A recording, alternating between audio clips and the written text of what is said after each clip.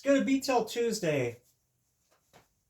And then I will do a serious bow video making stuff. I'll tell you, honestly, you know, I'm too old for this stuff. 63 this month.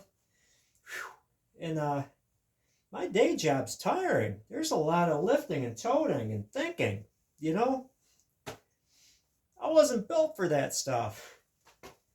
But, you know, I'm thinking about this. I've got like a rack full of bows. And who am I to keep the world from possessing one of them?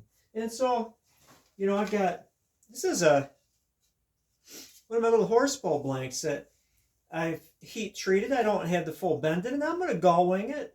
Again, I wouldn't be me if I didn't gull wing it.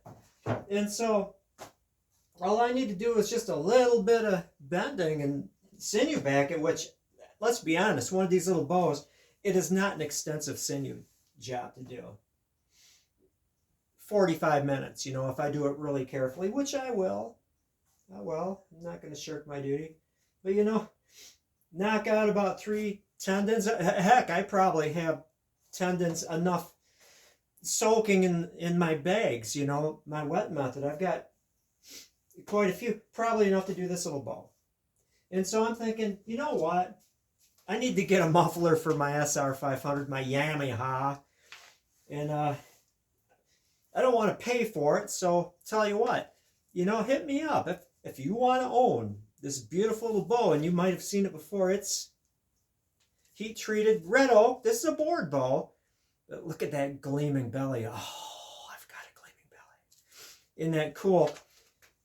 Artistic design. It's not a pattern. I was corrected on one of my videos. I appreciate it. I thought that was funny, and I pinned the comment. Authentic tip style. It's a heck of a little bow. If you can draw a 50-pound bow, you know, this won't be any problem. If you could draw a 45-pound bow, if you can dodge a wrench, you can dodge a ball. Yeah, hit me up. We'll discuss the details. I really like. Let me get a.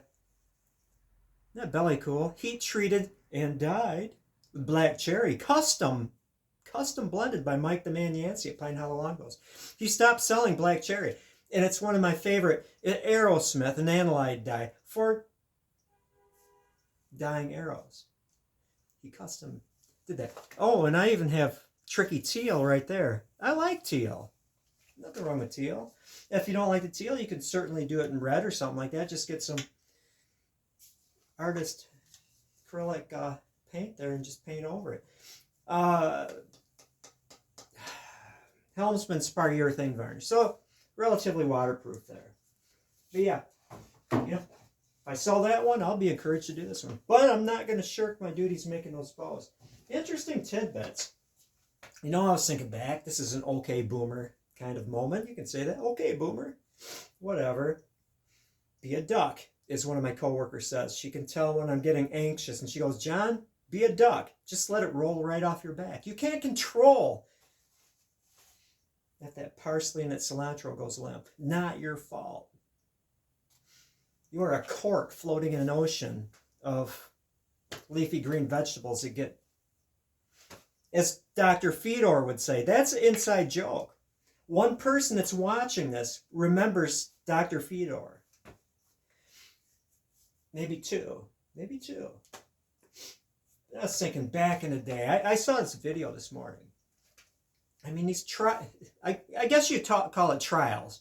I mean, observed trials was a form of motorcycle sport where you go on really rough over logs, over rocks and stuff. And every time you touched your foot, called dabbing, you lost a point. And so it progressed from Sammy Miller, the great Sammy Miller, riding observed trials, doing all sorts of crazy things. I saw him, there was this, it was almost a sheer cliff that went down 1,000 feet. He rode down partway before it dropped to vertical, turned around and rode a wheelie up it. You know, they used to do it on natural terrain, and now it's like in gymnasiums on these constructed things. And they're brilliant. They're brilliant riders, but it misses something when you're not outside, going through mud and crossing real logs and stuff. It's part of it, isn't it? It's not just the Red Bull skill level hopping on top of a whatever they build, you know, a jungle gym. It's going out and doing. But interesting thing, I'm surprised I didn't know this. The Paris to Dakar Rally, 6,200 miles of hard riding. That's adventuring. That's scrambling times 10. Now I'm kind of poking fun at the modern street scrambler. I've got this road bike and I put knobby tires and took my fenders off. It's a scrambler. But back in the day, scrambling was actually like steeplechase racing, going from point to point, natural terrain. But adventure bikes, you know, the Yamaha Tenere, which is a modern bike, started adventure bikes. But I would say that the venerable, I think they started making them, what, in 1976 or something like that? The Yamaha XT500. The Yamaha XT500. That's a boomer moment. The Yamaha XT500. And that's yelling at clouds. One, that bike, well, the rider won it, but they were riding the XT500, the Yamaha. Won the first two Paris to Dakar rallies on, you know, basically like a stock Yamaha. Buy it at the showroom. That's a hell of a bike. That's not a scrambler. That's not an adventure bike. Martha, that's a dirt bike. That's what we used to call them, dirt bikes. You ride it on the dirt. It's a dirt bike. We didn't need titles, you know. We didn't have hair buns.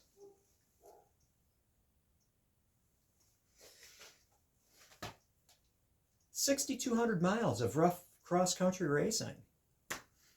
That's something. But you know what I find that's super cool is my SR500, my 1978 SR500. Same engine. It's the same engine, basically, that was used on the XT and the TT500, which was more dirt-worthy. Didn't even naturally come with headlights and stuff. It's an option. That motor I have sitting in that very loud motorcycle, which if I sell that bow, I'm going to buy a muffler. It has straight pipe on it, you know, so I don't want to make the neighbors mad. You can hear it coming and going. It's the same motor. The only difference is it has a electronic ignition, whereas the TT and XT had points. And mine, because it's a street bike, they weren't so worried about weight. It has a heavier frame, stronger frame. It's got a lot more metal where the swing arm attaches. Therefore, it's better. Yeah, I'm just kidding. It's got a heavier clutch basket and heavier crank, which gives it more flywheel effect. You know, so it's basically a heavier duty motor than the one that won the Paris to Dakar race. So give me a Bozo badge. I won the prize. Give me a gold star on my chart. But I just think it's cool that bike that I have sitting in my garage, that ancient dinosaur of a thing, has a lineage from racing. Actually, vintage racing, or going way back then, some people would literally take the SR500 engine and put it into the XT frame and race it because it has some heavier components. It's a heavier engine. Same top end. And you can get the same big bore kit that bores it out to 605 cc's, you know, in the age of 1800 cc's, you know, 605 cc single is a hill climbing beast. Yeah. It has the same transmission, same everything, just heavier clutch basket and heavier crank and CDI. That's kind of cool. I'm proud of myself. I actually have something that's cool. Along with that little Suzuki trail bike, which is a blast. You need to get a little trail bike. A nice October evening after a day of selling lettuce and carrots, just going off and riding. I wound up going to the overview of the largest calcite mine, limestone, and watching them load a freighter. You know, it's kind of a cool area. It's only like 3 miles away. But yeah, that's about it. I'm going to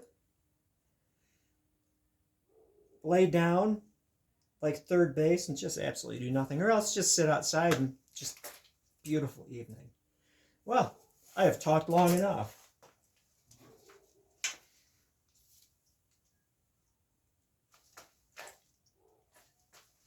Ishii. It's fun to shoot Ishii style instead of off the right. I get confused because I go both ways.